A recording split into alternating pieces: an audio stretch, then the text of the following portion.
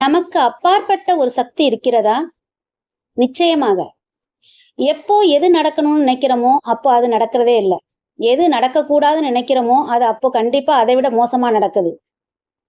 திருப்பதி போகணும்னு பலரை போல நினைச்சாலும் சேவை கிடைக்காது. எல்லாம் புக் பண்ணினாலும் ப்ரோக்ராம் மாறிவிடும். இன்னொரு கோவில் நாம் நினைத்தே பார்க்க மாட்டோம். திடீர்னு கிளம்பி திடீர்னு போனா சூப்பர் தரிசனம். எப்படி சாத்தியம்? மகப்பேருக்கு போகாத கோவில் இல்லை, வேண்டாத தெய்வம் இல்லை என்று ஒரு தம்பதி.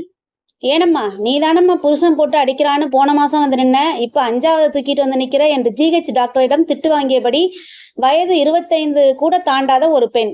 எப்படி சாத்தியம்?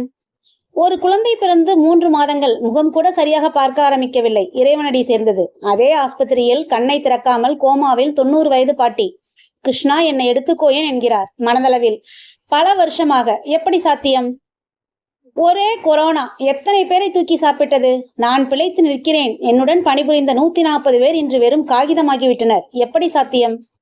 200 பேர் கியூவில். ஒரே ஒரு மாநிலத்தில் மட்டும் எல்லோருமே நல்ல ஆட்டக்காரர்கள் தான். வாய்ப்பு கிடைத்தது டெண்டுல்கருக்கு மட்டும்தான்.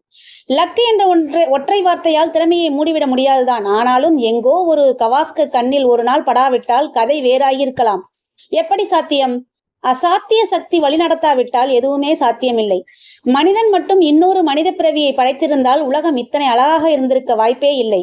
தாய் கருவிதான். படைத்தவன் அசாத்தியமானவனே.